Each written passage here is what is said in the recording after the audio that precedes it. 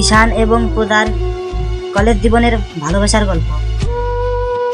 ছেলেটির নাম ঈশান আর মেয়েটির নাম পূজা।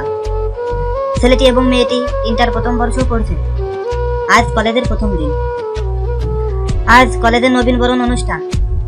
ছেলেটি মেয়েটিকে প্রথম দেখাতেই ভালোবেসে ফেলেছে এবং মেয়েটিও ছেলেটিকে খুব পছন্দ করে। প্রথম দিনেই তারা তাদের মনের কথা বলতে চায়, কিন্তু বলতে পারে না। ছেলেটি রাতে শুয়ে শুধু মেয়েটির কথা ভাবতে থাকে, মেয়েটিও ছেলেটির কথা ভাবতে থাকে, আর মেয়েটি মনে মনে ভাবতে থাকে, আগামীকাল কলেজে যেয়ে ছেলেটিকে আমার মনের কথা বলবো। পরের দিন সকালে তাদের দুজনের দেখা হয়, কিন্তু কেউ মনের কথা সাহস করে বলতে পারে না। ছেলেটি কলেজ করে বাসায় আসে, এসে ভাবতে থাকে যে মেয়েটি যদি ওর ভালোবাসা স্বীকার না করে তাহলে ও খুব কষ্ট পাবে।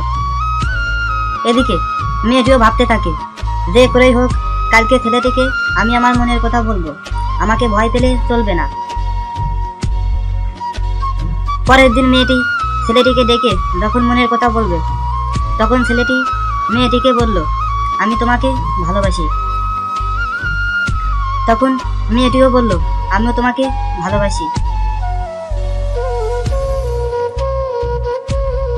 এভাবে ঈশান ও পূজার সম্পর্ক শুরু হয়। ছেলেটি কলেজের সব থেকে ভালো ছাত্র। প্রতিদিন তারা কলেজে আসে, তারপর কলেজ শেষে তারা আবার বাসায় চলে যায়। বাসায় এসে তারা আবার ফোনে কথা বলে। এভাবে তাদের সম্পর্ক প্রায় 1 বছর হয়ে যায়। ঈশান একদিন পূজাকে বলল, তোমাকে একটা কথা বলবো।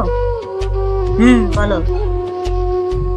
আচ্ছা, তোমাদের বাড়ি থেকে যদি আমাদের সম্পর্ক মেনে না নেয় তাহলে তুমি কি করবে? পূজা বলল, আমি তোমার কাছে চলে আসবো, কারণ আমি তোমাকে ছাড়া থাকতে পারবো না। ঈশানও পূজাকে বলল, আমিও তোমাকে ছাড়া থাকতে পারবো না।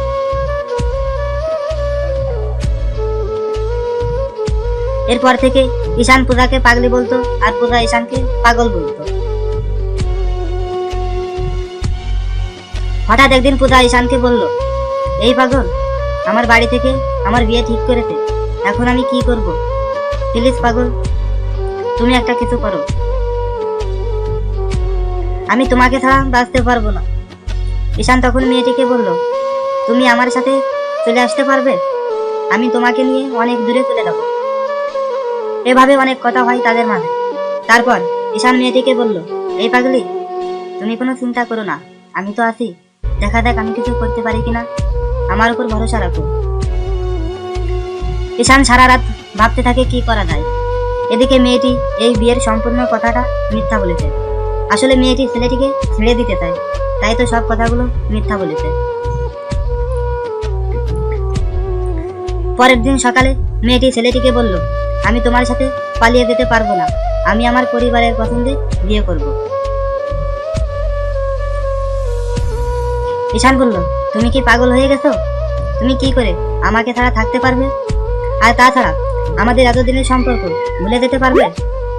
আমি তো তোমাকে পাগলের মতো ভালোবাসি, আমি তো তোমাকে কখনো ভুলতে পারবো না। তাহলে তুমি কি করে আমাকে ভুলে থাকতে পারবে? এভাবে পূজা ঈশানকে ভুলে দেয়। তারপর থেকে ঈশান শুধু পূজার কথা ভাবতে ভাবতে সারাটি দিন কাটায়।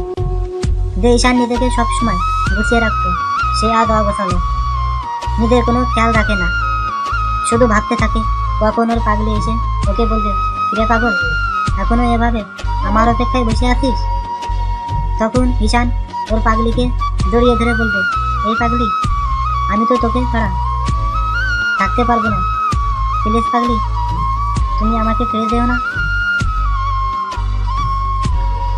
কিন্তু ঈশানের পাগলি আর ফিরে আসে না।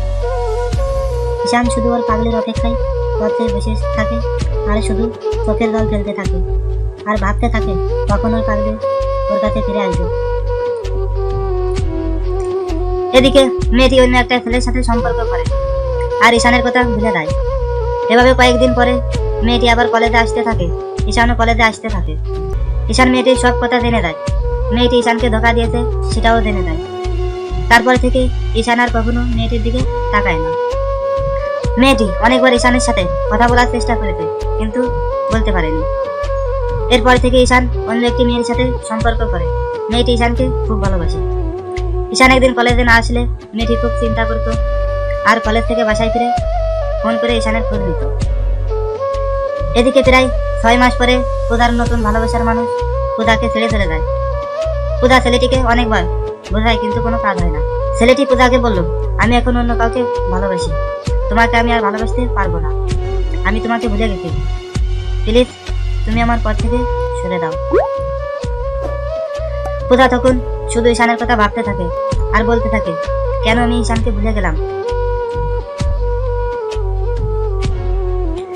আমি ঈশানকে ভুলে না গেলে হয়তো আজকে অনেক সুখে থাকতে পারতাম।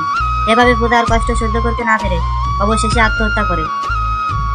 এই ছিল ঈশান আর পূজার কলেজ জীবনের ভালোবাসার গল্প। তাই তোমাদের সকলকে বলছি, ভালো যদি কাউকে বাসো তাহলে তাকে কখনো ছেড়ে দেও না, তাকে নিজের করে রাখো, দেখবে তুমিও জীবনে অনেক সুখী থাকবে। আর এইরকম ভালোবাসার মানুষটার সাথে প্রতারণা করলে তোমার পরিণামও এরকম হবে। তাই আবারও বলছি, প্লিজ তোমার প্রিয় মানুষটাকে কখনো ভুলে দেও না। এই ভিডিওটার ভয়েস এবং এডিটিং দুটো ঈশান করেছে। ভিডিওটি ভালো লাগলে অবশ্যই লাইক, কমেন্ট ও শেয়ার করবেন। আর এরকম ভিডিও পাওয়ার জন্য জোনাকির ভালোবাসা এই চ্যানেলটি সাবস্ক্রাইব করবেন এবং পাশের বেল আইকনটি বাজিয়ে দিবেন। ধন্যবাদ সবাইকে।